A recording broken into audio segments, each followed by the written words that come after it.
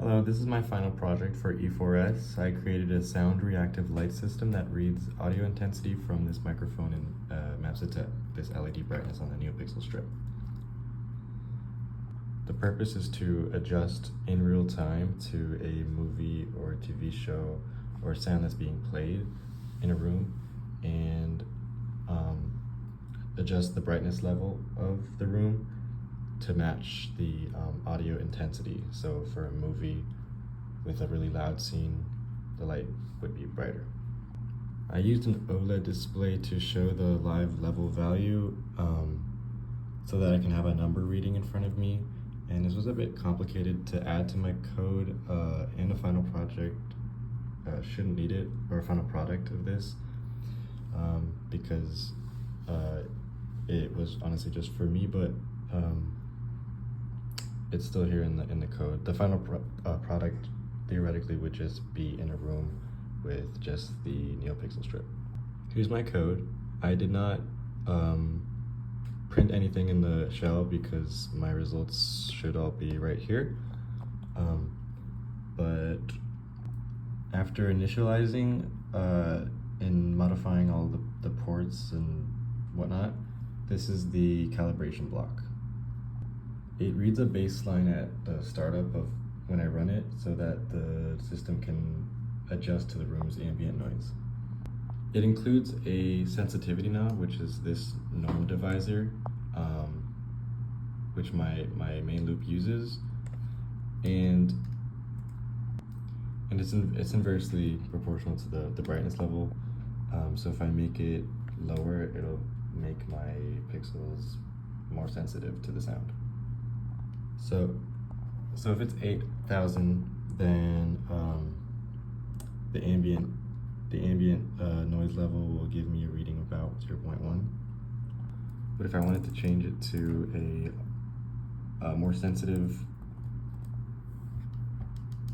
microphone, then I would lower the norm divisor, and as you can see, the level has increased to about 0.6 or 7.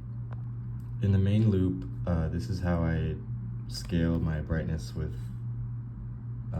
the intensity of the lights, and I chose this orange-yellow color to match the lighting in my room. That was a walkthrough of my project, and here's some things I noted throughout. One, I was able to make it cleaner than my weekly projects, which included, I had to modify the code so that my ports could be on the same side. The wires wouldn't get tangled. This is the most wires I've ever used. And so the Pico could stay in the center with everything laid out kind of neatly. Additionally, I learned I learned how to split the voltage from 5 volts and 3.3 volts so that I could power this NeoPixel strip and the microphone and OLED separately. Here's a better view of the circuit all around. It includes a resistor and capacitor as well, which I had to modify through tests and research which values I should use. I had trouble adjusting this capacitor, and at some point I created a voltage spike that reset my Pico, so I had to research how to reset this NeoPixel's connections, but it's all good. Throughout my project, I had a separate code to basically test each circuit component separately as I developed it, but for my test, I'm gonna play Dune and hope that these stay in place. I tested it with Dune because Dune has good dynamic volume levels, the quiet scenes and very loud scenes, as well as the sequel.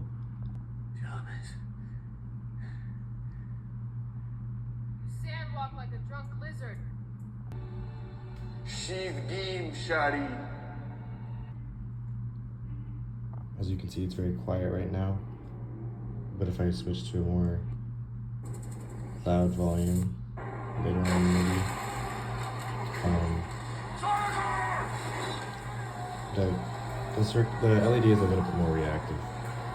This was another one of my tests that I used just to verify that the LED was working. And I tested the LED in this quiet room in Gateway as opposed to the outside area, which was louder. For some of my tests with the movie, I sometimes had to physically hold down the circuit parts and tape them, as you can see, just to ensure that hardware wasn't causing any of the issues. And I did my best to adjust for the flickering through smoothing, and at some point I added a threshold so that it would not flicker in silence, but that didn't really prove to help at all. With more time and resources, there's a lot of improvements that could be made. For example, if I could use multiple colors, different frequency ranges might, I might be able to plot those colors against different frequency ranges. So maybe loud scenes would be a different color entirely than blue scenes or quieter scenes.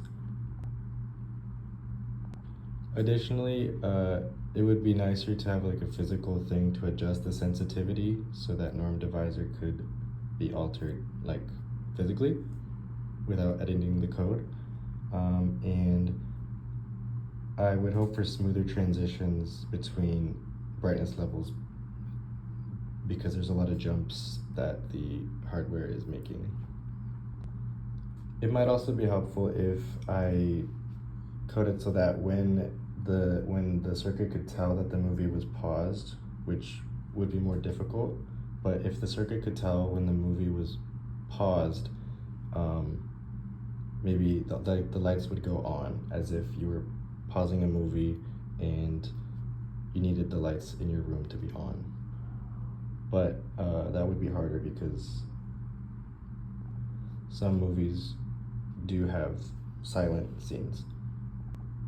Sorry if this is too many ideas, but another one is if it could detect beats, or if it was good at picking up on music in movies or TV shows, or music, any ambient sound that's being played. If it has beats, it probably requires some Fourier transforms, which would be cool to explore.